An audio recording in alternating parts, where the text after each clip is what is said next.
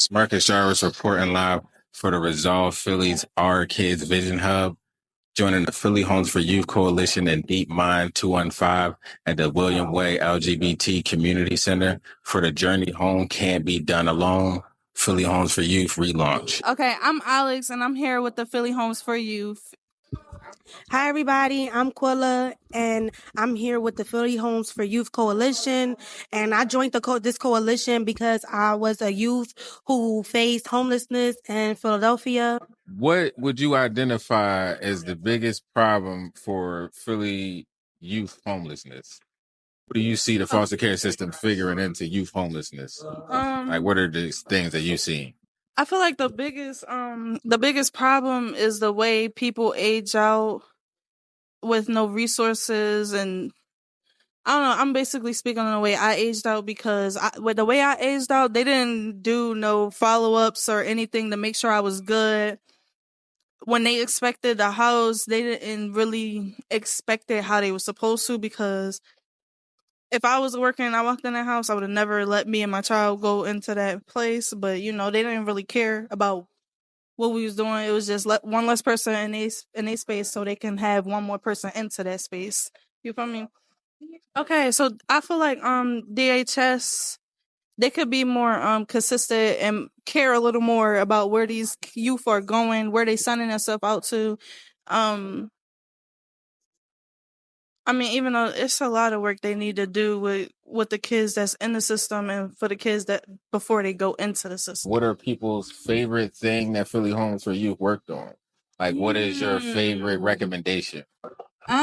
Top two. I know one that I've heard a lot of play about is just having more youth housing navigators, more peer navigators, more people with lived experience who've been through youth homelessness who could help other young people navigate through. Right. That was a significant part of the youth housing workforce, like multiple teams all over the city, not just like one or two people. Right. I think that would be that's a recommendation that I think a lot of people have a lot of support around. I've also heard there's just so many different factions of the Philly Homes for Youth community where I know a lot of people, and I've been talking about like just emergency childcare. Because childcare is a big reason why people lose jobs, lose employment, and that is a direct factor into families being housing insecure. So just more flexible childcare that young people can access beyond just CCIS. So there was something called a crisis nursery that YSI has had. They used to have two. Now I think there's only one, and it used to be 24 hours. So like if you had a crisis and you just needed childcare real quick and you're sick or something like that, you could just leave your kid with like, I used to work there when I was 19 in a very cozy, sweet space, like a cute little house, and they could sleep there. You could tuck them in and stuff like that. And you know that they're safe. And I think that's another barrier to security, family security, is just making sure families can stay together because they could afford childcare. It's really, really expensive. What's some other stuff? We worked on the drop-in center, wanting to get a drop-in center, which we have succeeded in, but I think we could use more and have them be 24 hours. And I think the other stuff is just more coordination between the different systems, like foster care being coordinated with housing, being coordinated with childcare, being coordinated with education. Just having more communication between the systems.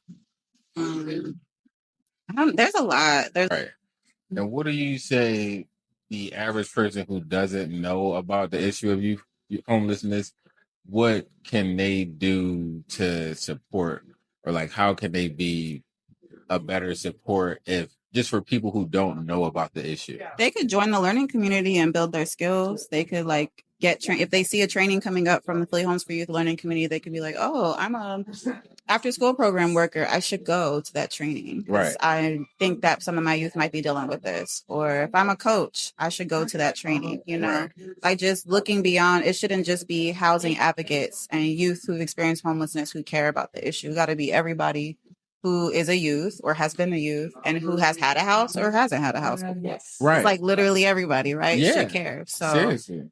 Especially people who seem to care a lot about youth crime and like have a lot to say about what young people are doing wrong, then I think that they should understand what might be going on in people's lives beyond just what them and their kids are dealing with. Seriously. I really appreciate it. And I had a blast being here with you guys, and I look forward to like the work that we can kind of do like outside of just talking about it. I want to like be a part of the work, and I didn't get to sign that sheet because I was too doing I got the thing, but you can sign me up for the outreach because outreach and community